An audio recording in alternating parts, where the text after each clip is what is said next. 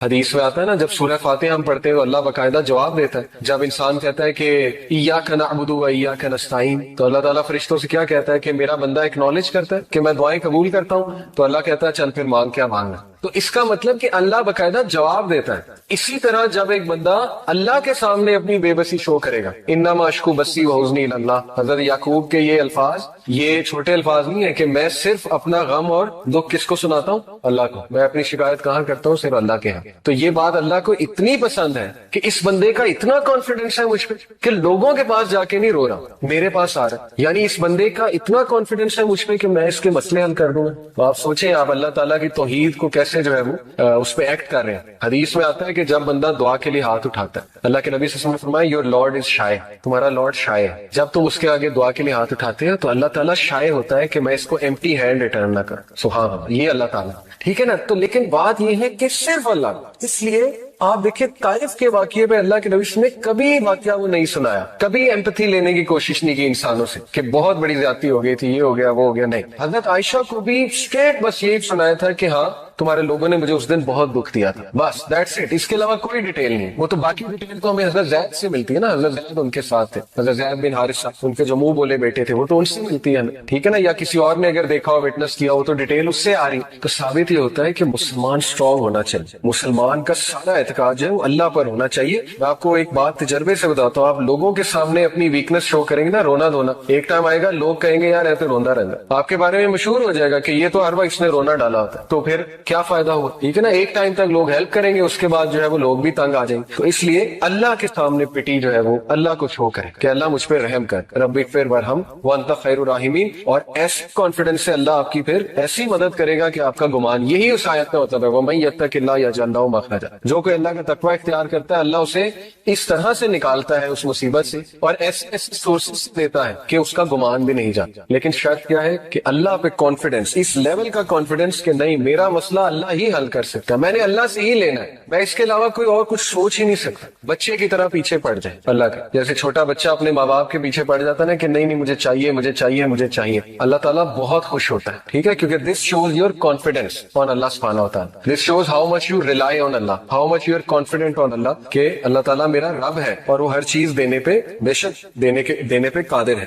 خیر یہ تو ہو گیا وہ پوائنٹ کہ رسول اللہ صلی اللہ علیہ وسلم نیور ٹوک اینی ونس ایمپتھی اور sympathy with regards to this incident. لیکن واقعہ بہت افسوسناک ہے. اللہ کے نبی صلی اللہ علیہ وسلم پہلی تو بات واک کر کے گئے. آپ میں سے کوئی طائف گئے؟ میں 2 بار گیا ہوں. ٹھیک ہے. اور پہاڑی راستہ ہے، آپ نے بھی دیکھا ہے. ٹھیک ہے نا. اور یہ کہ 1.5 گھنٹے میں 1.5 گھنٹہ 1.25 گھنٹے میں گاڑی میں پہنچ جاتے ہیں. تو سوچے بائی فٹ، میں اکثر یہی سوچ رہا تھا جاتے ہوئے، میں نے اپنی وائف سے بھی کہا کہ کس طرح ہمارے نبی گئے ہوں گے. اتنا کٹھن راستہ ہے، پہاڑی راستہ ہے، اچھی خاصی چڑھائی ہے. تو حضرت زید کے ساتھ آن فٹ گئے، نو ہارس نو کیمل. اس کے پیچھے حکمت تھی. یہاں سے ثابت ہوتا ہے کہ ایون وہ اللہ کے نبی صلی اللہ علیہ وسلم کا اعتقاد بہت اسٹرانگ تھا، لیکن ہی ٹرائیڈ ہز لیول بیسٹ جتنا کیئرفل ہو سکتے تھے لائف میں. حکمت یہ تھی کہ قریش کو شک نہ پڑے کہ یہ کہیں دور جا رہا، آن فٹ گئے تھے اسی لیے. تو ہمیں بھی اپنی لائف میں ایسے ہی زندگی گزارنی ہے. ہمیں اپنی بیسٹ ایفرٹ کرنی ہے آخر تک، جتنا کیئرفل ہم کسی بھی معاملے کے حوالے سے ہو سکتے ہیں، جتنی ایفرٹ ہم کر سکتے ہیں. اینڈ دین لیو ٹو اللہ. اس کے بعد اللہ سنبھال لے. ہر چیز ہم نے اللہ کو بتا دی، اپنی ایفرٹ بھی کر لی. اب میرا رب مالک ہے، اب میرا رب جو ہے وہ میرے لیے جو فیصلہ کرے گا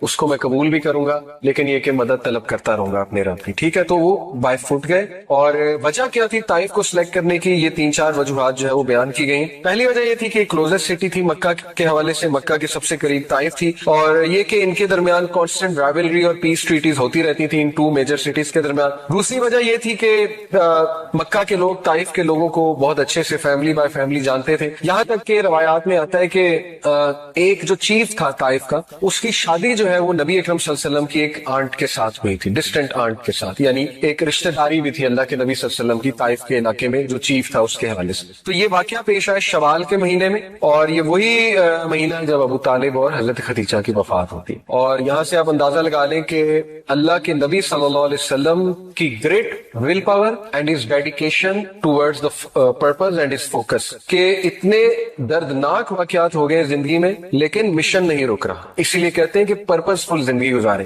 پرپز فل زندگی گزارنے کا یہ فائدہ ہوتا ہے کہ جب تک آپ کا پرپز زندہ ہے آپ موٹیویشن سے آگے بڑھتے رہتے ہیں. اللہ کے نبی صلی اللہ علیہ وسلم ابھی چند دیز ہوئے حضرت خدیجہ کی وفات کو اور ابو طالب کی وفات, اور انہوں نے کہا کہ مشن نہیں رکنا چاہیے, آگے چلیں. ہم کیا کرتے ہیں جب ہمارے ساتھ کوئی حادثہ پیش آتا ہے تو ہم بالکل ٹھپ ہو جاتے ہیں اور بالکل جو ہے نا ہم انرجی لوز کر دیتے ہیں. آلدو یہ بہت مشکل ہے, آئی ٹوٹلی انڈرسٹینڈ انرجی کے ساتھ چلنا, لیکن اللہ سے انرجی مانگو کہ اللہ مجھے کھڑا کر, مجھے ہمت دے. تو چھوٹی چھوٹی باتوں پہ ہمت نہیں ہارنی چاہیے, ٹھیک ہے. یہ میں یوتھ کو کہتا ہوں اکثر کہ اپنے ذرا اسٹرانگ بنے, پرزیورنس لائیں اپنے اندر, ذرا بریو بنے. ہم چھوٹے چھوٹے واقعات پہ ٹھپ ہو جاتے ہیں, رزلٹ اچھا نہیں آیا اس پہ ٹھپ ہو گئے, نوکری کہیں لگوانا چاہتے تھے وہاں نہیں لگی اس پہ ٹھپ ہو گئے, وہ پسند تھا وہاں شادی نہیں ہو سکی اس پہ ٹھپ ہو گئے, ٹھیک ہے نا. ایسے واقعات پہ ہم ٹھپ ہوتے ہیں. تو ذرا اسٹرانگ بننا چاہیے انسان کو اور اپنے مشن کی طرف جو ہے وہ چلتے جانا چاہیے اور اللہ سے سکت حاصل کرنی چاہیے. تو روایات میں یہ آتا ہے کہ اللہ کے نبی صلی اللہ علیہ وسلم جو ہے انہوں نے یہ جو 3 چیفز تھے, Taif was being governed by 3 chiefs, 3 chief تھے یہ طائف کو رول کرتے تھے. ان تینوں چیف جو ہے انہوں نے انتہائی سارکیسٹک اور ڈس ریسپیکٹفل آنسرز کیے رسول اللہ صلی اللہ علیہ وسلم. آپ سوچیں ہمارے نبی کو ایسے آنسر دیے جا رہے ہیں, اللہ اکبر. وہ آنسرز کیا تھے؟ اللہ کے نبی صلی اللہ علیہ وسلم نے ان کو اسلام کی طرف بلایا. پہلے نے کہا if Allah had sent you I might as well tear down the curtains of the Kaaba, کہ اگر اللہ نے تجھے بھیجا تو میں تو کعبہ کے کرٹن ہی پھاڑ دوں, یعنی نعوذ باللہ اتنی ڈس ریسپیکٹ. دوسرے نے کیا کہا has Allah not found anyone better than you, اللہ اکبر. کیا اللہ کو تجھ سے بہتر کوئی نہیں ملا جو نبی بھیج دیتا؟ اب اس سے مراد اس کی تجھ سے بہتر سے مراد تھی دولت میں اور شہرت میں بہت بہتر, کیونکہ اس کا مائنڈ یہی تھا آ جا کے کہ دولت جس کے پاس ہے وہی اصل میں کامیاب ہے. تیسرے نے کہا میں تجھ سے بات نہیں کر سکتا کیونکہ اگر تم واقعی نبی ہو سارکیزم میں, ٹھیک ہے, طنز میں, اگر تم واقعی نبی ہو تو تم بہت زیادہ ہولی ہو, تم بہت زیادہ مقدس ہو, تو میں تو تم سے بات ہی نہیں کر سکتا. اور اگر تم نبی نہیں ہو تو پھر تم میرے ڈگنیٹی سے بہت بلو ہو کہ میں تم سے بات بھی کروں. اللہ دیکھیں ہمارے نبی نے کتنے سخت الفاظ برداشت کیے دین کے راستے میں. اس لیے اگر آپ کے گھر والے آپ کو کوئی سخت الفاظ کہہ جاتے, والد, والدہ, چچا, کوئی بھی, نو پرابلم, ریوارڈ ہے انشاءاللہ. دین کے راستے میں کوئی بھی چیز آپ کو مشکل آئے گی وہ اللہ تعالیٰ آپ کو جزا دے گا اس کے حوالے سے, ٹھیک ہے. تو اللہ کے نبی صلی اللہ علیہ وسلم نے ان کو سنا, اتنے سخت الفاظ سن لیے فار دا سیک آف اللہ. پھر اللہ کے نبی صلی اللہ علیہ وسلم نے ان سے یہ کہا okay I will leave but please don't tell the Quraysh I came. ہمارے نبی صلی اللہ علیہ وسلم نے ان سے کہا کہ آپ قریش کو نہ بتائیے گا میں یہاں آیا, کیونکہ ظاہر ہے اس سے معاملات بگڑ سکتے. تو اس پہ انہوں نے ایگری کیا تینوں نے کہ ٹھیک ہے ہم قریش کو نہیں بتائیں گے. اب اللہ کے نبی صلی اللہ علیہ وسلم نے ہمت نہیں ہاری, تقریباً 1 ہفتہ طائف میں رہے, روایات میں آتا ہے تقریباً 1 ویک رہے. اور طائف کی وہ گلیاں بھی میں نے دیکھی جہاں ہمارے نبی صلی اللہ علیہ وسلم پہ پتھراؤ ہوا, ان گلیوں سے ابھی تک غم کی سی کیفیت, سیڈنس ٹپکتی ہے.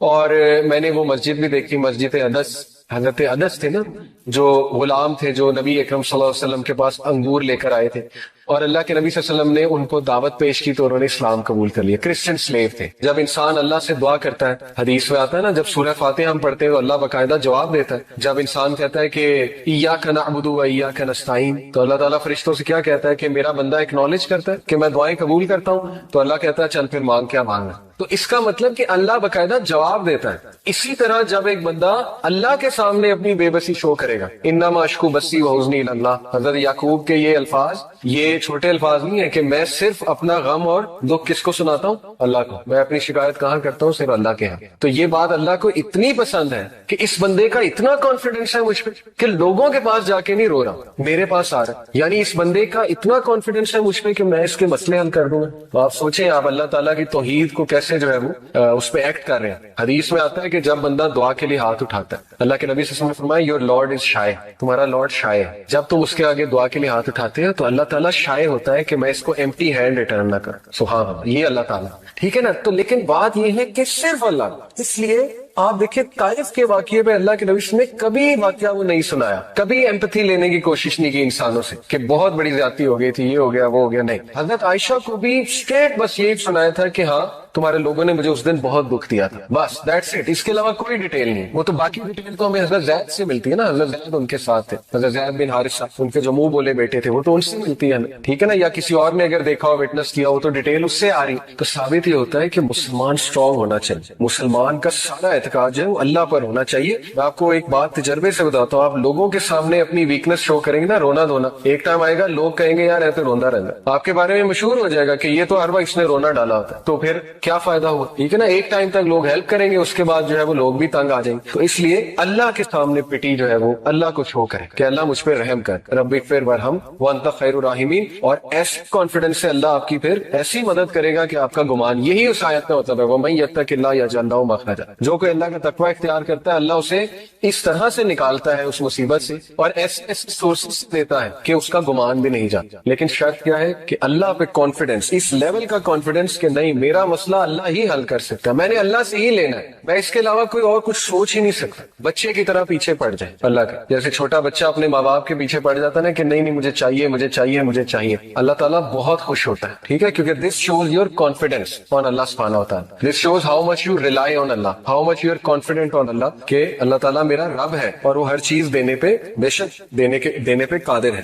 خیر یہ تو ہو گیا وہ پوائنٹ کہ رسول اللہ صلی اللہ علیہ وسلم نیور ٹوک اینی ونز ایمپتھی اور sympathy with regards to this incident. لیکن واقعہ بہت افسوسناک ہے. اللہ کے نبی صلی اللہ علیہ وسلم پہلی تو بات واک کر کے گئے. آپ میں سے کوئی طائف گیا ہے؟ میں 2 بار گیا ہوں، ٹھیک ہے، اور پہاڑی راستہ ہے، آپ نے بھی دیکھا ہے، ٹھیک ہے نا. اور یہ کہ 1.5 گھنٹے میں 1.5 گھنٹہ 1.25 گھنٹے میں گاڑی میں پہنچ جاتے ہیں. تو سوچیں بائی فٹ، میں اکثر یہی سوچ رہا تھا جاتے ہوئے، میں نے اپنی وائف سے بھی کہا کہ کس طرح ہمارے نبی گئے ہوں گے، اتنا کٹھن راستہ ہے، پہاڑی راستہ ہے، اچھی خاصی چڑھائی ہے. تو حضرت زید کے ساتھ آن فٹ گئے، نو ہارس نو کیمل. اس کے پیچھے حکمت تھی. یہاں سے ثابت ہوتا ہے کہ ایون دو اللہ کے نبی صلی اللہ علیہ وسلم کا اعتقاد بہت اسٹرانگ تھا، لیکن ہی ٹرائیڈ ہز لیول بیسٹ جتنا کیئرفل ہو سکتے تھے لائف میں. حکمت یہ تھی کہ قریش کو شک نہ پڑے کہ یہ کہیں دور جا رہا، آن فٹ گئے تھے اسی لیے. تو ہمیں بھی اپنی لائف میں ایسے ہی زندگی گزارنی ہے، ہمیں اپنی بیسٹ ایفرٹ کرنی ہے آخر تک، جتنا کیئرفل ہم کسی بھی معاملے کے حوالے سے ہو سکتے ہیں، جتنی ایفرٹ ہم کر سکتے ہیں، اینڈ دین لیو ٹو اللہ. اس کے بعد اللہ سنبھال لے. ہر چیز ہم نے اللہ کو بتا دی، اپنی ایفرٹ بھی کر لی. اب میرا رب مالک ہے، اب میرا رب جو ہے وہ میرے لیے جو فیصلہ کرے گا اس کو میں قبول بھی کروں گا، لیکن یہ کہ مدد طلب کرتا رہوں گا اپنے رب کی، ٹھیک ہے. تو وہ بائی فٹ گئے. اور وجہ کیا تھی طائف کو سلیکٹ کرنے کی؟ یہ 3-4 وجوہات جو ہے وہ بیان کی گئی. پہلی وجہ یہ تھی کہ کلوزسٹ سٹی تھی مکہ کے حوالے سے، مکہ کے سب سے قریب طائف تھی، اور یہ کہ ان کے درمیان کانسٹنٹ رائولری اور پیس ٹریٹیز ہوتی رہتی تھی ان 2 میجر سٹیز کے درمیان. دوسری وجہ یہ تھی کہ مکہ کے لوگ طائف کے لوگوں کو بہت اچھے سے فیملی بائی فیملی جانتے تھے. یہاں تک کہ روایات میں آتا ہے کہ ایک جو چیف تھا طائف کا، اس کی شادی جو ہے وہ نبی اکرم صلی اللہ علیہ وسلم کی ایک آنٹ کے ساتھ ہوئی تھی، ڈسٹنٹ آنٹ کے ساتھ، یعنی ایک رشتہ داری بھی تھی اللہ کے نبی صلی اللہ علیہ وسلم کی طائف کے علاقے میں جو چیف تھا اس کے حوالے سے. تو یہ واقعہ پیش آیا شوال کے مہینے میں، اور یہ وہی مہینہ ہے جب ابو طالب اور حضرت خدیجہ کی وفات ہوتی. اور یہاں سے آپ اندازہ لگا لیں کہ اللہ کے نبی صلی اللہ علیہ وسلم کی great will power and his dedication towards the purpose and his focus, کہ اتنے دردناک واقعات ہو گئے زندگی میں لیکن مشن نہیں رک رہا. اسی لیے کہتے ہیں کہ پرپز فل زندگی گزاریں. پرپز فل زندگی گزارنے کا یہ فائدہ ہوتا ہے کہ جب تک آپ کا پرپز زندہ ہے آپ موٹیویشن سے آگے بڑھتے رہتے ہیں. اللہ کے نبی صلی اللہ علیہ وسلم ابھی چند ڈیز ہوئے حضرت خدیجہ کی وفات کو اور ابو طالب کی وفات، اور انہوں نے کہا کہ مشن نہیں رکنا چاہیے، آگے چلیں. ہم کیا کرتے ہیں جب ہمارے ساتھ کوئی حادثہ پیش آتا ہے تو ہم بالکل ٹھپ ہو جاتے ہیں اور بالکل جو ہے نا ہم انرجی لوز کر دیتے. آلدو یہ بہت مشکل ہے، آئی ٹوٹلی انڈرسٹینڈ انرجی کے ساتھ چلنا، لیکن اللہ سے انرجی مانگو کہ اللہ مجھے کھڑا کر، مجھے ہمت دے. تو چھوٹی چھوٹی باتوں پہ ہمت نہیں ہارنی چاہیے، ٹھیک ہے. یہ میں یوتھ کو کہتا ہوں اکثر کہ اپنے ذرا اسٹرانگ بنے، پرزیورنس لائیں اپنے اندر، ذرا بریو بنے. ہم چھوٹے چھوٹے واقعات پہ ٹھپ ہو جاتے ہیں، رزلٹ اچھا نہیں آیا اس پہ ٹھپ ہو گئے، نوکری کہیں لگوانا چاہتے تھے وہاں نہیں لگی اس پہ ٹھپ ہو گئے، وہ پسند تھا وہاں شادی نہیں ہو سکی اس پہ ٹھپ ہو گئے، ٹھیک ہے نا. ایسے واقعات پہ ہم ٹھپ ہوتے ہیں. تو ذرا اسٹرانگ بننا چاہیے انسان کو اور اپنے مشن کی طرف جو ہے وہ چلتے جانا چاہیے اور اللہ سے سکت حاصل کرنی چاہیے. تو روایات میں یہ آتا ہے کہ اللہ کے نبی صلی اللہ علیہ وسلم جو ہے انہوں نے یہ جو 3 چیفز تھے، Taif was being governed by 3 chiefs, 3 chief تھے یہ طائف کو رول کرتے تھے. ان تینوں چیف جو ہیں انہوں نے انتہائی سارکیسٹک اور ڈس ریسپیکٹ فل آنسرز کیے رسول اللہ صلی اللہ علیہ وسلم. آپ سوچیں ہمارے نبی کو ایسے آنسر دیے جا رہے ہیں. اللہ اکبر. وہ آنسرز کیا تھے؟ اللہ کے نبی صلی اللہ علیہ وسلم نے ان کو اسلام کی طرف بلایا. پہلے نے کہا if Allah had sent you I might as well tear down the curtains of the Kaaba, کہ اگر اللہ نے تجھے بھیجا تو میں تو کعبہ کے کرٹن ہی پھاڑ دوں. یعنی نعوذ باللہ اتنی ڈسرسپیکٹ. دوسرے نے کیا کہا has Allah not found anyone better than you. اللہ اکبر. کیا اللہ کو تجھ سے بہتر کوئی نہیں ملا جو نبی بھیج دیتا؟ اب اس سے مراد اس کی تجھ سے بہتر سے مراد تھی دولت میں اور شہرت میں بہت بہتر، کیونکہ اس کا مائنڈ یہی تھا آ جا کے کہ دولت جس کے پاس ہے وہی اصل میں کامیاب ہے. تیسرے نے کہا میں تجھ سے بات نہیں کر سکتا کیونکہ اگر تم واقعی نبی ہو سرکیزم میں، ٹھیک ہے، طنز میں، اگر تم واقعی نبی ہو تو تم بہت زیادہ ہولی ہو، تم بہت زیادہ مقدس ہو، تو میں تو تم سے بات ہی نہیں کر سکتا. اور اگر تم نبی نہیں ہو تو پھر تم میرے ڈگنیٹی سے بہت بلو ہو کہ میں تم سے بات بھی کروں. اللہ دیکھیں ہمارے نبی نے کتنے سخت الفاظ برداشت کیے دین کے راستے میں. اس لیے اگر آپ کے گھر والے آپ کو کوئی سخت الفاظ کہہ جاتے، والد والدہ چچا کوئی بھی، نو پرابلم، ریوارڈ ہے انشاءاللہ. دین کے راستے میں کوئی بھی چیز آپ کو مشکل آئے گی وہ اللہ تعالیٰ آپ کو جزا دے گا اس کے حوالے سے، ٹھیک ہے. تو اللہ کے نبی صلی اللہ علیہ وسلم نے ان کو سنا، اتنے سخت الفاظ سن لیے فار دا سیک آف اللہ. پھر اللہ کے نبی صلی اللہ علیہ وسلم نے ان سے یہ کہا okay I will leave but please don't tell the Quraysh I came. ہمارے نبی صلی اللہ علیہ وسلم نے ان سے کہا کہ آپ قریش کو نہ بتائیے گا میں یہاں آیا، کیونکہ ظاہر ہے اس سے معاملات بگڑ سکتے. تو اس پہ انہوں نے ایگری کیا تینوں نے کہ ٹھیک ہے ہم قریش کو نہیں بتائیں گے. اب اللہ کے نبی صلی اللہ علیہ وسلم نے ہمت نہیں ہاری. تقریباً 1 ہفتہ طائف میں رہے، روایات میں آتا ہے تقریباً 1 ویک رہے. اور طائف کی وہ گلیاں بھی میں نے دیکھی جہاں ہمارے نبی صلی اللہ علیہ وسلم پہ پتھراؤ ہوا. ان گلیوں سے ابھی تک غم کی سی کیفیت، سیڈنس ٹپکتی ہے. اور میں نے وہ مسجد بھی دیکھی، مسجد عدس، حضرت عدس تھے نا جو غلام تھے جو نبی اکرم صلی اللہ علیہ وسلم کے پاس انگور لے کر آئے تھے، اور اللہ کے نبی صلی اللہ علیہ وسلم نے ان کو دعوت پیش کی تو انہوں نے اسلام قبول کر لیا. کرسچن سلیو تھے. جب انسان اللہ سے دعا کرتا ہے، حدیث میں آتا ہے نا جب سورہ فاتحہ ہم پڑھتے ہیں تو اللہ باقاعدہ جواب دیتا ہے. جب انسان کہتا ہے کہ ایاک نعبد و ایاک نستعین، تو اللہ تعالیٰ فرشتوں سے کیا کہتا ہے کہ میرا بندہ ایکنالج کرتا ہے کہ میں دعائیں قبول کرتا ہوں، تو اللہ کہتا ہے چل پھر مانگ کیا مانگنا. تو اس کا مطلب کہ اللہ باقاعدہ جواب دیتا ہے. اسی طرح جب ایک بندہ اللہ کے سامنے اپنی بے بسی شو کرے گا، انما اشکو بسی و حزنی الی اللہ، حضرت یعقوب کے یہ الفاظ یہ چھوٹے الفاظ نہیں ہے کہ میں صرف اپنا غم اور دکھ کس کو سناتا ہوں؟ اللہ کو. میں اپنی شکایت کہاں کرتا ہوں؟ صرف اللہ کے ہاں. تو یہ بات اللہ کو اتنی پسند ہے کہ اس بندے کا اتنا کانفیڈنس ہے مجھ پہ کہ لوگوں کے پاس جا کے نہیں رو رہا، میرے پاس آ رہا. یعنی اس بندے کا اتنا کانفیڈنس ہے مجھ پہ کہ میں اس کے مسئلے حل کر دوں گا. تو آپ سوچیں آپ اللہ تعالیٰ کی توحید کو کیسے جو ہے وہ اس پہ ایکٹ کر رہے ہیں. حدیث میں آتا ہے کہ جب بندہ دعا کے لیے ہاتھ اٹھاتا ہے، اللہ کے نبی صلی اللہ علیہ وسلم نے فرمایا یور لارڈ از شائے، تمہارا لارڈ شائے ہے. جب تم اس کے آگے دعا کے لیے ہاتھ اٹھاتے ہو تو اللہ تعالیٰ شائے ہوتا ہے کہ میں اس کو ایمپٹی ہینڈ ریٹرن نہ کروں. سبحان اللہ، یہ اللہ تعالیٰ، ٹھیک ہے نا. تو لیکن بات یہ ہے کہ صرف اللہ. اس لیے آپ دیکھیں طائف کے واقعے پہ اللہ کے نبی نے کبھی واقعہ وہ نہیں سنایا، کبھی ایمپتھی لینے کی کوشش نہیں کی انسانوں سے کہ بہت بڑی زیادتی ہو گئی تھی، یہ ہو گیا وہ ہو گیا. نہیں، حضرت عائشہ کو بھی اسٹریٹ بس یہی سنایا تھا کہ ہاں تمہارے لوگوں نے مجھے اس دن بہت دکھ دیا تھا، بس دیٹس اٹ. اس کے علاوہ کوئی ڈیٹیل نہیں. وہ تو باقی ڈیٹیل تو ہمیں حضرت زید سے ملتی ہے نا، حضرت زید ان کے ساتھ تھے، حضرت زید بن حارثہ ان کے جو منہ بولے بیٹے تھے وہ تو ان سے ملتی ہے، ٹھیک ہے نا. یا کسی اور نے اگر دیکھا ہو، وٹنس کیا ہو تو ڈیٹیل اس سے آ رہی. تو ثابت یہ ہوتا ہے کہ مسلمان اسٹرانگ ہونا چاہیے، مسلمان کا سارا اعتقاد جو ہے وہ اللہ پر ہونا چاہیے. میں آپ کو ایک بات تجربے سے بتاتا ہوں، آپ لوگوں کے سامنے اپنی ویکنس شو کریں گے نا، رونا دھونا، ایک ٹائم آئے گا لوگ کہیں گے یار ایسے روندا رہتا، آپ کے بارے میں مشہور ہو جائے گا کہ یہ تو ہر وقت اس نے رونا ڈالا ہوتا ہے. تو پھر کیا فائدہ ہوا؟ ٹھیک ہے نا. ایک ٹائم تک لوگ ہیلپ کریں گے، اس کے بعد جو ہے وہ لوگ بھی تنگ آ جائیں گے. تو اس لیے اللہ کے سامنے پٹی جو ہے وہ اللہ کو شو کرے کہ اللہ مجھ پہ رحم کر، رب اغفر وارحم وانت خیر الراحمین. اور ایسے کانفیڈنس سے اللہ آپ کی پھر ایسی مدد کرے گا کہ آپ کا گمان، یہی اس آیت کا مطلب ہے وَمَن يَتَّقِ اللَّهَ يَجْعَل لَهُ مَخْرَجًا. جو کوئی اللہ کا تقوی اختیار کرتا ہے اللہ اسے اس طرح سے نکالتا ہے اس مصیبت سے، اور ایسے سورسز دیتا ہے کہ اس کا گمان بھی نہیں جاتا. لیکن شرط کیا ہے کہ اللہ پہ کانفیڈنس، اس لیول کا کانفیڈنس کہ نہیں میرا مسئلہ اللہ ہی حل کر سکتا ہے، میں نے اللہ سے ہی لینا ہے، میں اس کے علاوہ کوئی اور کچھ سوچ ہی نہیں سکتا. بچے کی طرح پیچھے پڑ جائے اللہ کا، جیسے چھوٹا بچہ اپنے ماں باپ کے پیچھے پڑ جاتا ہے نا کہ نہیں مجھے چاہیے مجھے چاہیے مجھے چاہیے. اللہ تعالیٰ بہت خوش ہوتا ہے، ٹھیک ہے، کیونکہ this shows your confidence on Allah سبحانہ و تعالیٰ. This shows how much you rely on Allah, how much you are confident on Allah کہ اللہ تعالیٰ میرا رب ہے اور وہ ہر چیز دینے پہ بے شک دینے پہ قادر ہے.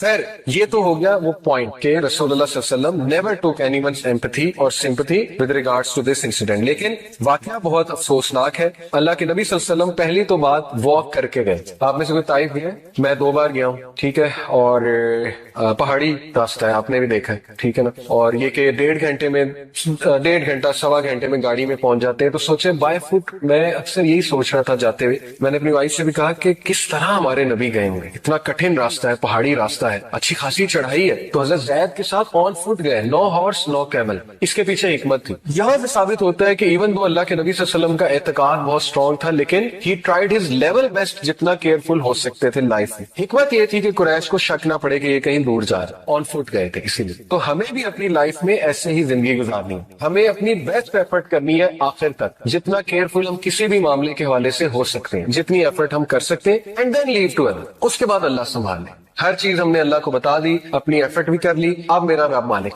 اب میرا رب جو ہے وہ میرے لیے جو فیصلہ کرے گا اس کو میں قبول بھی کروں گا, لیکن یہ کہ مدد طلب کرتا رہوں گا اپنے رب کی, ٹھیک ہے. تو وہ بائی فٹ گئے. اور وجہ کیا تھی طائف کو سلیکٹ کرنے کی؟ یہ 3-4 وجوہات جو ہے وہ بیان کی گئی. پہلی وجہ یہ تھی کہ کلوزسٹ سٹی تھی مکہ کے حوالے سے, مکہ کے سب سے قریب طائف تھی, اور یہ کہ ان کے درمیان کانسٹنٹ رائولری اور پیس ٹریٹیز ہوتی رہتی تھی ان 2 میجر سٹیز کے درمیان. دوسری وجہ یہ تھی کہ مکہ کے لوگ طائف کے لوگوں کو بہت اچھے سے فیملی بائی فیملی جانتے تھے, یہاں تک کہ روایات میں آتا ہے کہ ایک جو چیف تھا طائف کا, اس کی شادی جو ہے وہ نبی اکرم صلی اللہ علیہ وسلم کی ایک آنٹ کے ساتھ ہوئی تھی, ڈسٹنٹ آنٹ کے ساتھ, یعنی ایک رشتہ داری بھی تھی اللہ کے نبی صلی اللہ علیہ وسلم کی طائف کے علاقے میں جو چیف تھا اس کے حوالے سے. تو یہ واقعہ پیش آیا شوال کے مہینے میں, اور یہ وہی مہینہ ہے جب ابو طالب اور حضرت خدیجہ کی وفات ہوتی ہے. اور یہاں سے آپ اندازہ لگا لیں کہ اللہ کے نبی صلی اللہ علیہ وسلم کی great will power and his dedication towards the purpose and his focus, کہ اتنے دردناک واقعات ہو گئے زندگی میں لیکن مشن نہیں رک رہا. اسی لیے کہتے ہیں کہ پرپز فل زندگی گزاریں.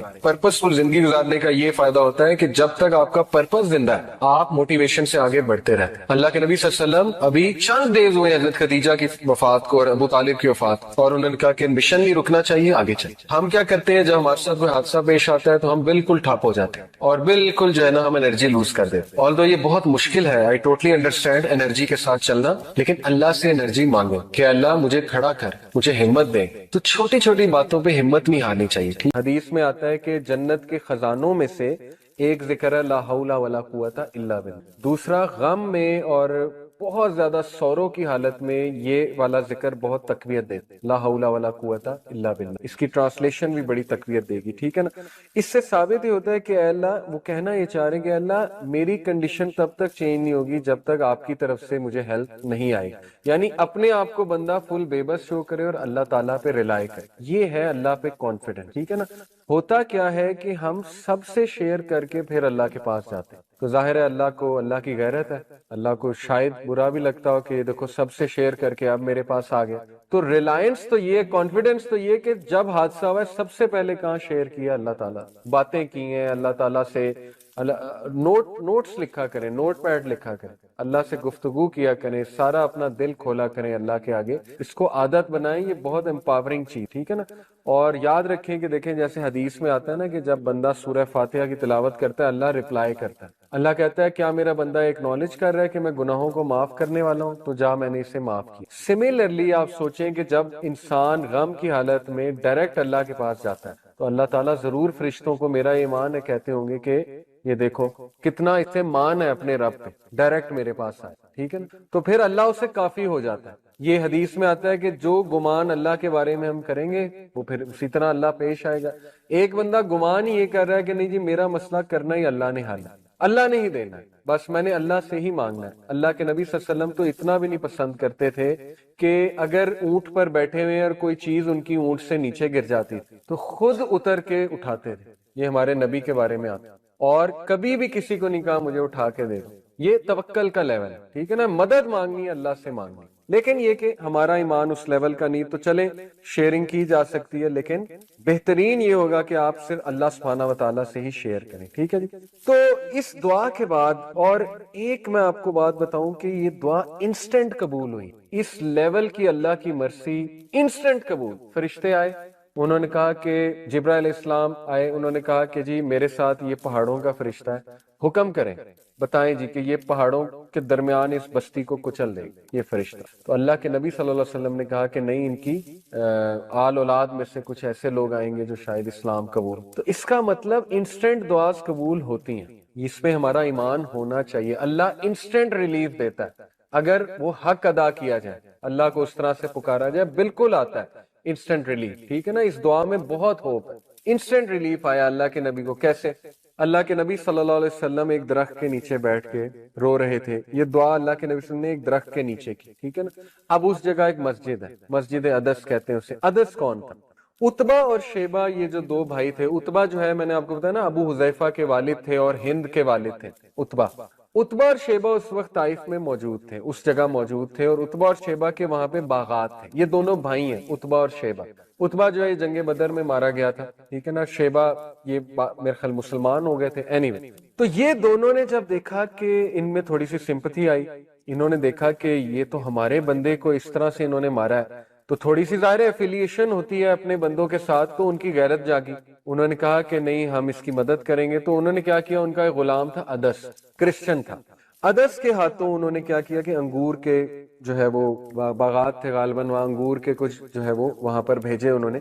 تو انگور ظاہر ہے یہ اللہ کا بڑا ایک، آپ کو پتا ہے، نعمت بھی ہے اور بڑا مزے کا فروٹ ہے. اس کو کھانے سے انسٹنٹ گلوکوز لیول بھی آپ ہوتا ہے. تو یہ اللہ کی طرف سے ایک ریلیف فوراً آیا کہ دیکھو وہ لوگ مشرک بھی ہماری جو ہے وہ ہیلپ کے لیے اللہ تعالیٰ نے ان کے تھرو انگور بھیجے.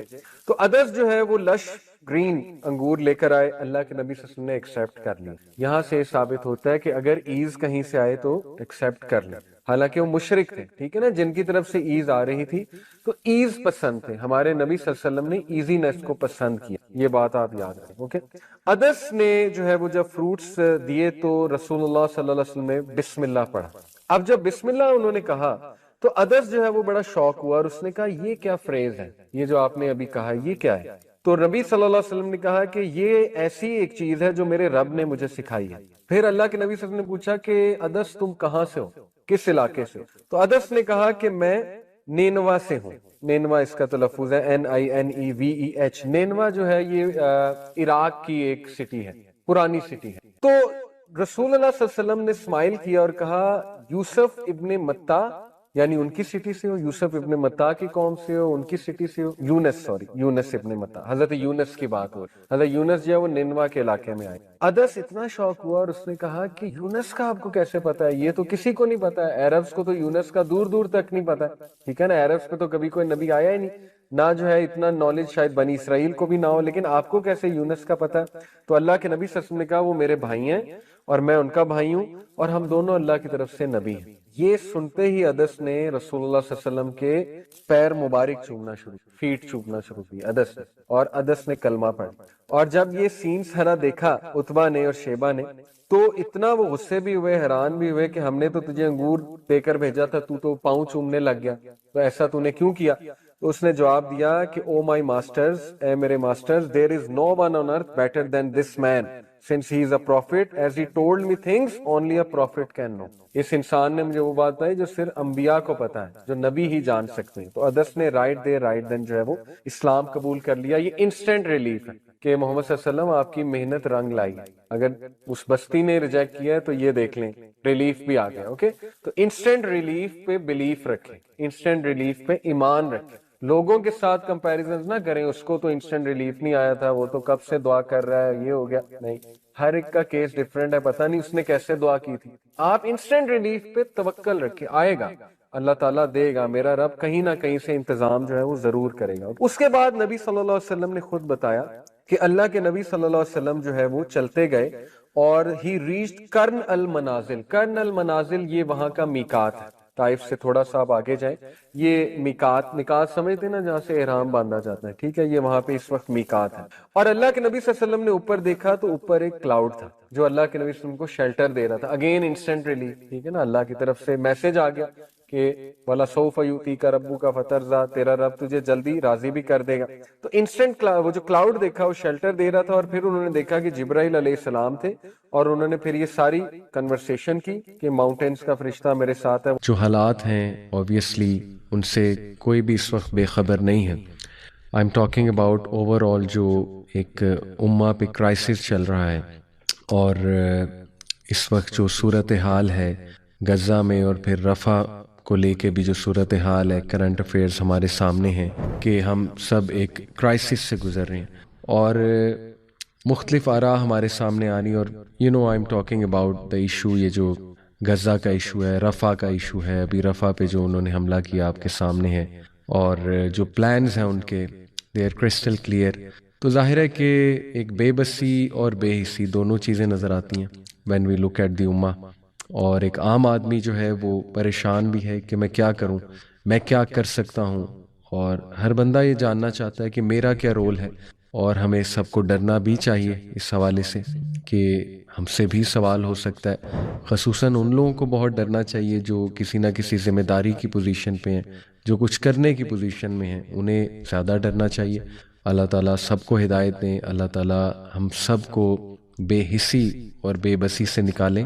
لیکن تھوڑا سا میرا اس پہ ویو یہ ہے کہ چونکہ یہ ڈیمیج ایک دم نہیں ہوا ہے، it took a lot of years امت کو یہاں تک آتے آتے. اور کرنٹلی جو اس وقت دیکھنے کو مل رہا ہے، جو بربریت ہمیں دیکھنے کو مل رہی ہے، اور جس دھڑلے سے اس وقت ظاہر ہے دشمنان اسلام جس طرح سے پلانز کر کے بہت دھڑلے کے ساتھ مسلمانوں پہ all over the world, Gaza کا ایشو تو بہت امپورٹنٹ ایشو ہے، فلسطین کا ایشو بہت امپورٹنٹ ایشو ہے، موسٹ امپورٹنٹ ہے اس وقت، لیکن آل اوور دا ورلڈ بھی اگر ہم دیکھیں تو مسلمانوں پہ جس طرح سے ظلم ہو رہا ہے اس وقت، اور جس طرح سے ظاہر ہے کہ اس وقت بیچارگی کی حالت ایک نظر آتی ہے. اوور آل مسلم امہ کو دیکھا جائے، یونٹی نظر نہیں آتی اور کوئی ایکشن پلان نظر نہیں آتا ہے. تو یہ بات درست ہے کہ ایک عام آدمی فرسٹریٹڈ بھی ہے، سلوشن بھی جاننا چاہتے ہیں. میں انشاءاللہ اپنی سمجھ کے مطابق کچھ بات یہاں پہ آج کروں گا. بہت امپورٹنٹ بات ہے کہ میں کیا سمجھتا ہوں کہ کس طرح سے ہم انشاءاللہ ایز این انڈیویجول، ابھی میں ایز این انڈیویجول بات کرنے لگوں کہ ایز این انڈیویجول ہم کیا پلاننگ کر سکتے ہیں، کیپنگ ان مائنڈ جو کرنٹ سینیریو چل رہا ہے اس کے حوالے سے. باقی جو آرگنائزیشن اس حوالے سے کچھ بھی کام کر رہی ہے، چاہے وہ سیاسی طور پہ کام کر رہی ہے، چاہے وہ علمی طور پہ کام کر رہی ہے مسلم امہ کے اپلفٹمنٹ کے لیے اور اس ایشو کو اٹھانے کے لیے، غزہ کے ایشو کو اٹھانے کے لیے آواز اٹھا رہی ہے، تو آپ ضرور ان کا ساتھ دیں، ان کو سپورٹ کریں فلی ڈیفینیٹلی. میں جو اپنے خیالات کا اظہار کرنے جا رہا ہوں آج انشاءاللہ وہ اس حوالے سے کہ ایک انڈیویجول فی الحال کس طرح سے پلان آؤٹ کر سکتا ہے کہ فیوچر جو ہماری جنریشن ہے، اور اوبیسلی جو پریزنٹ بھی ہے، اس وقت جو پریزنٹ بھی ہے، اس میں ایک ویژنری مسلمان اور ایک ایسے افراد تیار کیے جائیں جو انشاءاللہ آنے والے دور کے مزید جو چیلنجز ہے، کیونکہ احادیث کی روشنی میں وہ چیلنجز کا دور شروع ہو چکا ہے، اللہ معاف کرے آگے وارز کا دور آنے والا ہے، احادیث بہت کلیئر کٹ ہیں اس میں، and this is just the beginning. پھر آگے آپ کو پتا ہے کہ دجال اس کے آنے سے پہلے 3 سال پہلے جو قحط سالی ہوگی، تو یہ ہمارے سامنے احادیث بہت کلیئر ہیں. تو ایک چیلنجز کا دور شروع ہونے والا ہے. ان چیلنجز کو میں اپنی سمجھ کے مطابق انشاءاللہ کچھ بات کرنا چاہوں گا کہ ان کے لیے ہم اپنے آپ کو ریڈی کس طرح سے کریں. تو اس میں چند ایک چیزیں میں آپ کے سامنے رکھتا ہوں کہ سب سے پہلی جو چیز ہے جس پہ ورکنگ ہونی چاہیے، انڈیویجول لیول پہ ورکنگ ہونی چاہیے، کیونکہ ہر انڈیویجول یہ جاننا چاہتا ہے کہ وہ کیا کرے. جیسے میں نے کہا کہ وہ آرگنائزیشن جو اس حوالے سے آواز ریز کر رہی ہے، کسی بھی لیول پہ کر رہی ہے، اس کا ساتھ دیں. یہ تو بات کلیئر ہو گئی. اب بات آتی ہے کہ عملی طور پہ وہ نوجوان کیا کرے، وہ انسان کیا کرے. سب سے پہلے میں سمجھتا ہوں مسلم آئیڈینٹی کو ریوائیو کرنے کی سخت ضرورت ہے اور اس پہ کام ہونا چاہیے. مسلم آئیڈینٹی سے میری کیا مراد ہے؟ دیکھیں، بہت عرصے سے اس چیز سے ہم بڑا دور چلے گئے کہ ہم ایک امت ہیں اور ہم ایک جسم کی مانند ہیں. اللہ کے نبی صلی اللہ علیہ وسلم نے فرمایا کہ تم سب ایک جسم کی مانند ہو. امت کا غم فیل کرنا، امت کے حالات کو سامنے رکھتے ہوئے اپنے ایکشنز کو درست کرنا، اپنی سوچ کو درست کرنا، یہ ہم سب کا فرض ہے. اور یہ مسلم آئیڈینٹی ایسے ریوائیو نہیں ہو جائے گی. اس مسلم آئیڈینٹی کو ریوائیو کرنے کے لیے دیکھیں سب سے پہلے ضروری ہے کہ ہمیں اپنے دین کو پڑھنا پڑے. We need to learn our دین، we need to connect to our history. اور مسلم آئیڈینٹی کے لیے بہت ضروری ہے کہ آپ کم از کم جو بیسکس آف اسلام ہیں ان کے بارے میں تو جانیں کہ اسلام کی فلسفی کیا ہے. واٹ از دا فلسفی آف لائف گیون بائی اسلام؟ کیا فلسفہ حیات دیتا ہے اسلام؟ اور اس فلسفے کو اپنے گھروں میں عام کریں. اب وہ وقت گزر چکا ہے کہ ہم اس بات کا ویٹ کریں کہ کوئی ہمیں آ کے پڑھائے گا. میں سمجھتا ہوں یہ ایمرجنسی کال آئی ہوئی ہے ہر جگہ کہ خود اپنے گھروں میں ہم مسلم آئیڈینٹی کو ریوائیو کریں, اپنے اداروں میں مسلم آئیڈینٹی کو ریوائیو کریں, اپنی آرگنائزیشنز میں مسلم آئیڈینٹی کو ریوائیو کریں. آرگنائزیشن سے میری کیا مراد ہے؟ آپ کوئی سافٹ ویئر ہاؤس رن کر رہے ہیں, آپ کوئی اسکول رن کر رہے ہیں, آپ کوئی ادارہ رن کر رہے ہیں, کوئی بھی آپ آرگنائزیشن سے ایسوسیٹڈ ہیں, آپ کو چاہیے کہ بہت اچھے انداز میں, ایکیڈیمک انداز میں وہاں پہ مسلم آئیڈینٹی کی بات شروع کر دی جائے اور وہاں پہ مسلم ویلیوز کو ریوائیو کرنے کی جستجو کی جائے. یہ پہلا سٹیپ ہے, اور یہ سٹیپ میں ایسے ہی نہیں بتا رہا. اگر آپ ہسٹری دیکھیں تو ہر ریولوشن یہیں سے شروع ہوئی. یہ کوئی پہلا واقعہ نہیں ہے. یہ سوشل میڈیا کی وجہ سے ظاہر ہے کہ بہت زیادہ ہمارے سامنے امیجز ایسی آ رہی ہیں. مسلمانوں پہ تھرو آؤٹ ہسٹری بہت اس طرح کے افسوسناک واقعات, سیج آف جیروسلم, اسی علاقے کی بات کر لیجئے, جو کروسیڈرز نے حملہ کیا تھا جیروسلم پہ, خون کی نہریں بہہ گئی تھیں اس علاقے, اس مقدس زمین پہ خون کی نہریں جو ہے وہ بہہ گئی تھی. اور لٹرلی کرسچنز جو کروسیڈرز ہیں, کروسیڈرز کی بات کر رہا ہوں, دے بچرڈ ایوری سنگل مسلم دیئر. اور پھر اس کے 90 سال بعد سلطان صلاح الدین ایوبی رحمہ اللہ, انہوں نے دوبارہ اسے ریکانکر کیا. اسی طرح سیج آف بغداد ہمارے سامنے منگولز نے خون کی نہریں بہا دی. ہمارے سامنے بنگال کا واقعہ ہے, پارٹیشن آف بنگال. ہمارے سامنے ورلڈ وار 2 سے پہلے جو 1857 وار آف انڈیپینڈنس کا واقعہ ہے. ہمارے سامنے سب کانٹیننٹ کے علاقے کی پوری ایک موومنٹ ہے, ریوائولسٹ موومنٹ ہے. تاریخ سے ہمیں بہت سی چیزیں پتہ لگتی ہیں کہ کس طرح سے سٹیپ بائی سٹیپ مسلمان واپس عروج کی طرف آئے تھے, اور اس میں ڈیفینیٹلی بہت سی چیزوں کا رول ہے. لیکن میں یہاں پہ اپنی سمجھ کے مطابق چند ایک چیزیں انشاءاللہ آپ کے سامنے رکھوں گا. تو جس میں سے پہلی چیز جو ہے وہ مسلم آئیڈینٹی کو ریوائیو کرنا ہے, جو بہت سے ہمارے تاریخ میں جو تھنکرز گزرے ہیں, انٹلیکچوئلز گزرے ہیں, اور انہوں نے یہیں سے کام جو ہے وہ سٹارٹ کیا. بیکاز جب تک ہماری ایز این امہ ایک شناخت نہیں ہوگی, ہمیں کلیرٹی نہیں ہوگی ہم ہیں کون, اور ہم آئیڈینٹی کرائسس سے نکل کے اسلام کو اون نہیں کر لیں گے, مسلمانیت کو اون نہیں کر لیں گے, تب تک میں نہیں سمجھتا کہ کوئی بہت بڑی چینج آنے والی ہے. یہ میرا ویو ہے. اس لیے وہ لوگ اسپیشلی جو دعویٰ میں ایکٹیو ہیں, جو دین کو جانتے ہیں, ان کو مزید ایکٹیو ہو کر یوتھ تک یہ پیغام پہنچانا ہے, اپنے گھروں تک یہ پیغام پہنچانا ہے کہ we need to own the religion. اور اوننگ دا ریلیجن میں پھر ظاہر ہے کہ دین کو سیکھنا ہے, دین کو پڑھنا ہے, دین کی بتائی ہوئی ویلیوز کو سیکھنا ہے. ایک طرف ویسٹرن ویلیوز ہیں, ایک طرف ہمارے دین کی دی ہوئی ویلیوز ہیں. اس وقت ہم آئیڈینٹی کرائسس کا شکار ہیں. ہم آدھی ویسٹرن ویلیوز اٹھاتے ہیں, آدھی دینی ویلیوز اٹھاتے ہیں, جبکہ ہمارا دین پورا کا پورا ضابطۂ حیات. تو جس بھی فیلڈ میں آپ ہیں, آپ کو دینی جو آئیڈینٹی ہے, مسلم آئیڈینٹی, اس کو ریوائیو کرنا پڑے گا. یہ سب سے پہلا جو ہے وہ سٹیپ ہے. اس کے بعد میں سمجھتا ہوں, بلکہ اس کے ساتھ ساتھ بہت ضروری ہے کہ جو اسلامی تاریخ ہے, جو مسلم ہیروز ہیں ہمارے, ان کے کنسیپٹ کو ریوائیو کرنا پڑے گا. کیونکہ اپنے ہیروز سے انسان بہت کچھ سیکھتا ہے, اور ان کی لائف میں پریکٹیکل لیسنز کوٹ کوٹ کے ہمارے لیے بھرے ہوئے, چاہے وہ عقیدہ ریلیٹڈ لیسنز ہیں, چاہے وہ زندگی گزارنے سے ریلیٹڈ لیسنز ہیں, چاہے وہ کسی بھی سچویشن میں عمل کرنے سے ریلیٹڈ لیسنز ہیں. آپ صرف صحابہ کی لائفز اٹھا لیں, آپ صحابہ کی بایوگرافیز پڑھنا شروع کریں, اپنے بچوں کو بتانا شروع کریں, اور اس میں یوٹیوب پہ آپ کو بہت مواد مل جائے گا. آپ کو کئی لیکچرز مل جائیں گے, and most of them are authentic. آپ ٹائپ کیجئے یوٹیوب پہ کہ عشرہ مبشرہ کی سیرہ, ٹھیک ہے, انگلش میں بھی مل جائے گی, اردو میں بھی مل جائے گی. دا 10 blessed companions promised, جن کو جنہ پرومس تھا. اس کے بعد سابقون الاولون, جو کہ دا 4 رنرز ہیں. قرآن مجید نے ان کا ذکر کیا نا کہ یہ لوگ سبقت لے جانے والے ہیں. وہ کون لوگ تھے؟ ظاہر ہے جو دین اسلام جنہوں نے بہت جلدی قبول کیا, دا 4 رنرز. ان کے حوالے سے آپ کو ان کی بایوگرافی مل جائے گی, کتابوں میں بھی مل جائے گی. میں نے کہا یوٹیوب پہ بھی آپ کو لیکچرز مل جائیں گے.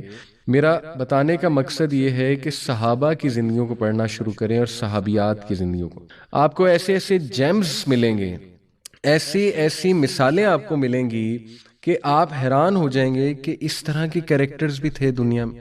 اور کیا کوالٹیز تھیں ان لوگوں کی، اور کیا خدمات تھیں ان کی اسلام کے لیے، اور کس طرح انہوں نے زندگیاں جی کر دکھائیں۔ دیکھیں اگر ہم صرف صحابیات کی بات کریں تو صحابیات میں کتنے ایسے نام ہیں جو ہماری فنگر ٹپس میں ہیں، لیکن یہ بات کہ ہماری بچیوں کو ان صحابیات کی لائف کے بارے میں کتنا پتہ ہے، یہ کویسچن مارک ہے۔ اینڈ سیم گوز فار صحابہ، ہماری فنگر ٹپس پہ کم از کم 10-12 صحابہ کے نام تو ہر مسلمان کو پتہ ہے، لیکن ان کی خدمات کیا تھیں اور انہوں نے زندگی کس طرح سے گزاری، اس کے بارے میں ہم بلینک۔ حضرت فاطمہ رضی اللہ عنہ، حضرت عائشہ صدیقہ رضی اللہ عنہ، حضرت خدیجہ رضی اللہ عنہ، اسی طرح نبی صلی اللہ علیہ وسلم کی باقی جو وائفز ہیں، ام سلمہ رضی اللہ عنہ، حضرت زینب، اسی طرح حضرت عاتقہ، بہت بڑا نام ہے اسلامی تاریخ میں، وائف آف مارٹرز انہیں کہا جاتا تھا، شہداء کی وائف۔ تو بے شمار نام ہیں، لیکن وٹ ایگزیکٹلی کس طرح سے انہوں نے زندگی گزاری۔ نبی صلی اللہ علیہ وسلم کی جو پھپھو تھیں حضرت صفیہ رضی اللہ تعالی عنہ۔ تو جب ہم انشاءاللہ ان کیریکٹرز کے بارے میں پڑھنا شروع کریں گے انٹرسٹ لے کے، تو آپ دیکھیں گے کہ انشاءاللہ ہمارا ایمان بھی بوسٹ رہے گا، کیونکہ ایمان کو تقویت ملتی ہے، انسان کو تقویت ملتی ہے رول ماڈلز کو پڑھ کے۔ دوسرا یہ کہ ہمیں ایک پراپر گائیڈ لائن مل جائے گی کہ اسلام پہ عمل کیسے کرنا ہے، اور ہم بہادر بنیں گے انشاءاللہ، ہمیں بہادری ملے گی۔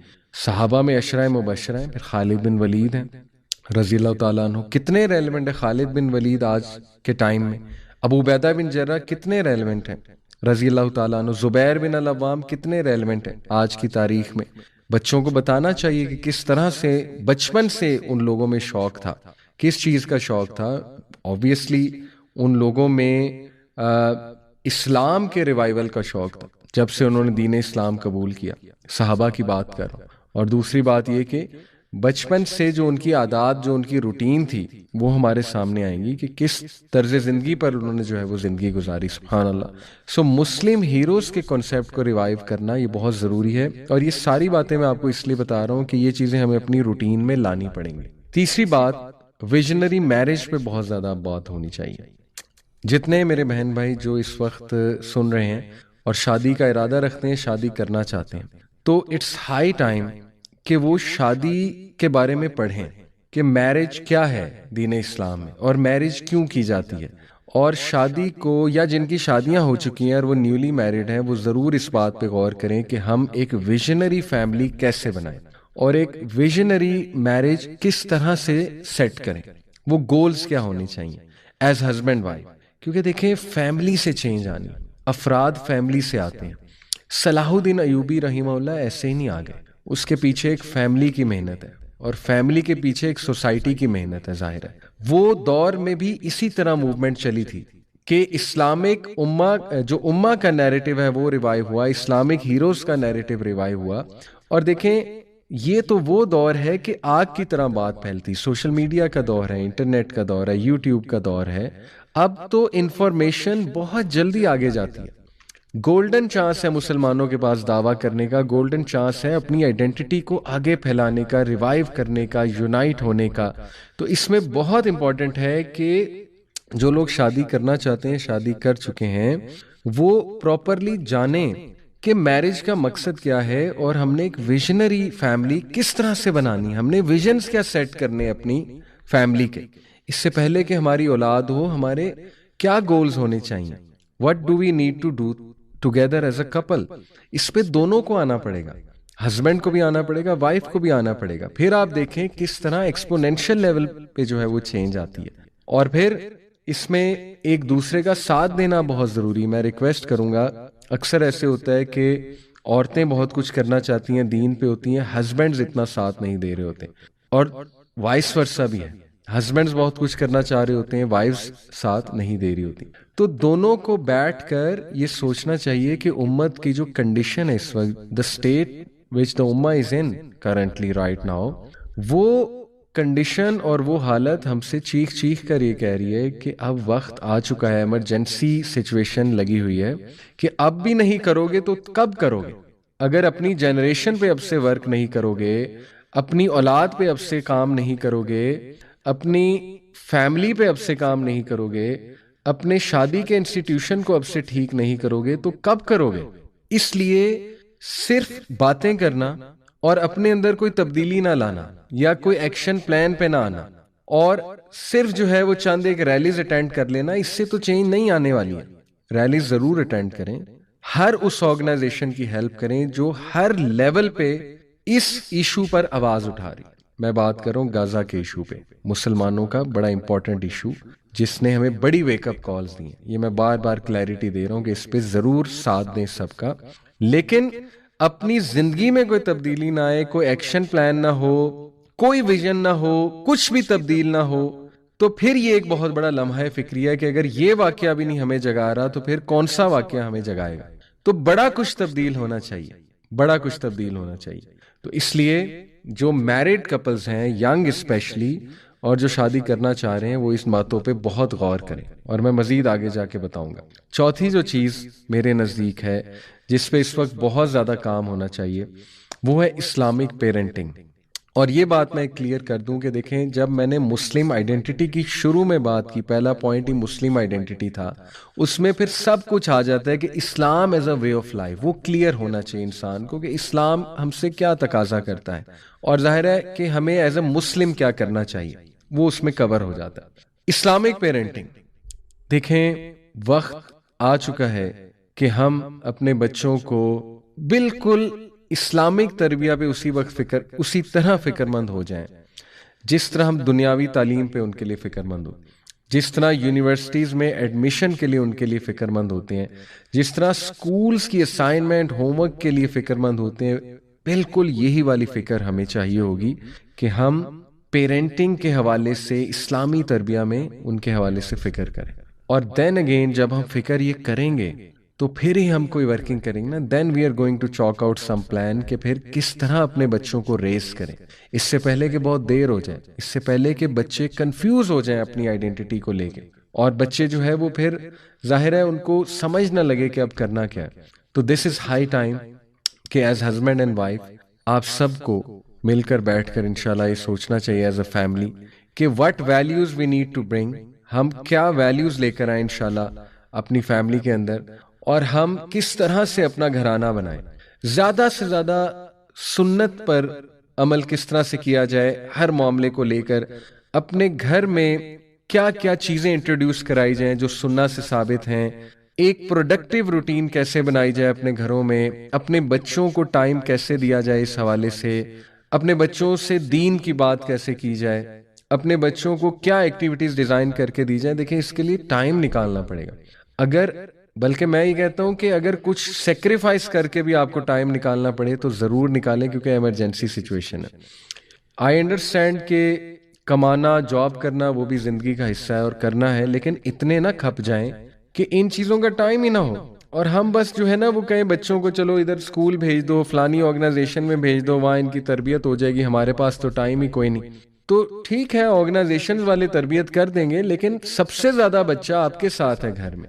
اور اگر ماں باپ ٹائم نہیں دیں گے، ماں باپ غور نہیں کریں گے تربیت کے اوپر، اسلامک مائنڈ سیٹ کے ساتھ بچے کو گروم نہیں کریں گے، تو پھر آپ مجھے خود بتائیں کہ کس طرح سے وہ کریکٹرز جنم لیں گے جو بہادر ہیں، جو دین اسلام کو سرو کرنا چاہتے ہیں، جن کے لیے جو توحید پر گرومڈ ہوئے ہیں، اللہ رب العالمین کا تعارف ہے ان کو، دنیا کی حقیقت سے واقف ہیں، اور سب سے بڑی بات ہے کہ بہادر ہیں.